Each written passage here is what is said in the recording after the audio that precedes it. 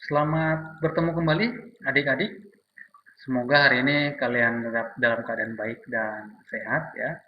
Di mata kuliah kita pengetahuan lingkungan, hari ini kita akan membahas materi tentang dampak pencemaran udara. Ya, apa tujuan pembelajarannya? Yang pertama, mampu mengidentifikasi dampak pencemaran udara terhadap kesehatan manusia dan lingkungan. Yang kedua, mampu menguasai konsep ilmiah tentang terbentuknya hujan asam serta dampaknya terhadap lingkungan.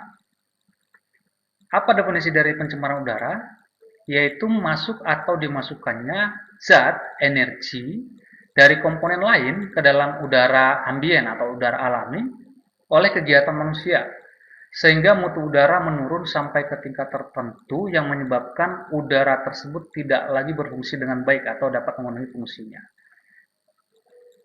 Akibat dari pencemaran udara itu salah satunya ada hujan asam yang diperkenalkan oleh Robert Angus Smith pada tahun 1852. Beliau menyatakan bahwasanya hujan asam adalah segala jenis hujan yang memiliki pH di bawah 5,6. Mengapa pH-nya di bawah 5,6? Itu dikarenakan air hujan mengandung CO2 yang terbentuk sebagai bentuk asam lemah.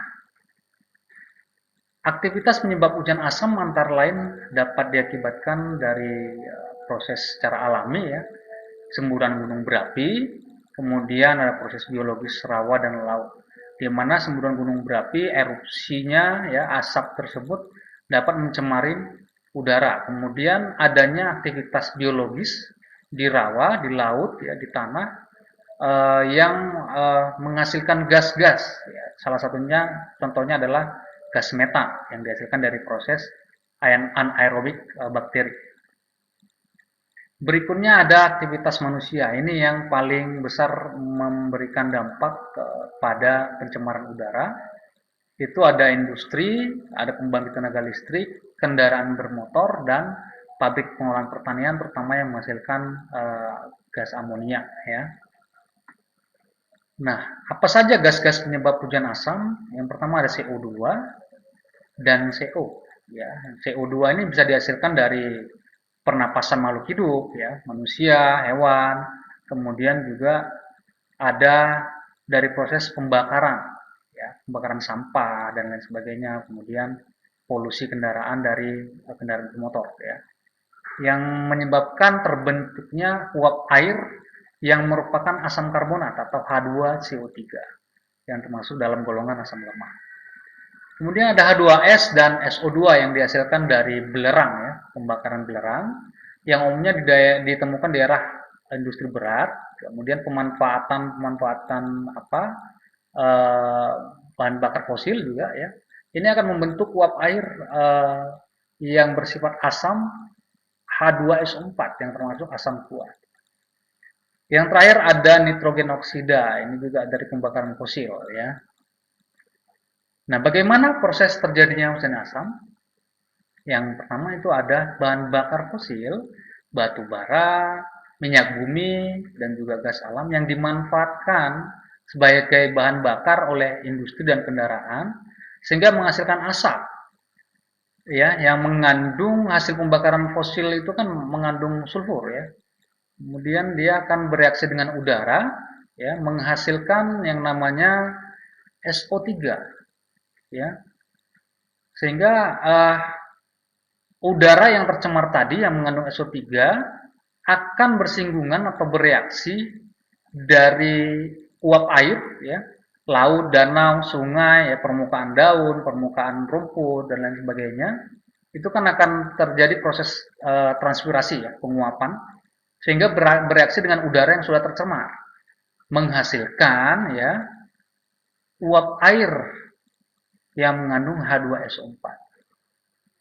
Kemudian uap ini akan berkumpul ya, membentuk awan sehingga ketika awan ini jenuh, kita tahu ketika awan jenuh menjadi gelap dan turun jatuh ke bumi menjadi hujan yang disebut sebagai hujan asam karena mengandung H2SO4 dan juga HNO3 ya. Hujan asam kuat ini termasuk ya.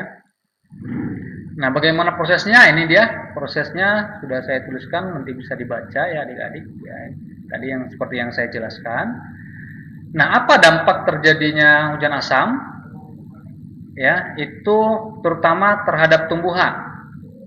Ya, tumbuhan itu paling cepat terpengaruh oleh hujan asam ya, sehingga cepat mati ya, yang menyebabkan hujan menjadi gundul, hutan menjadi gundul ya maaf, hutan maksud saya tadi menjadi gundul, menjadi rusak ya, karena tumbuhan mati. Mungkin juga di kehidupan kita sehari-hari kalian dapat kadang menemukan tumbuhan di sekitar kita tiba-tiba daunnya menguning.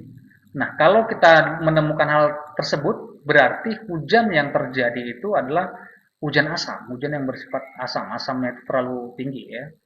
Ya kalau namanya air hujan dia tetap bersifat asam sebenarnya ya, tapi masih di atas 5,6 yang umumnya. Tapi kalau yang tergolong hujan asam tadi dia di bawah 5,6 ya. Apakah dia 5 atau 4, sekian itu kadar pH-nya mungkin ya.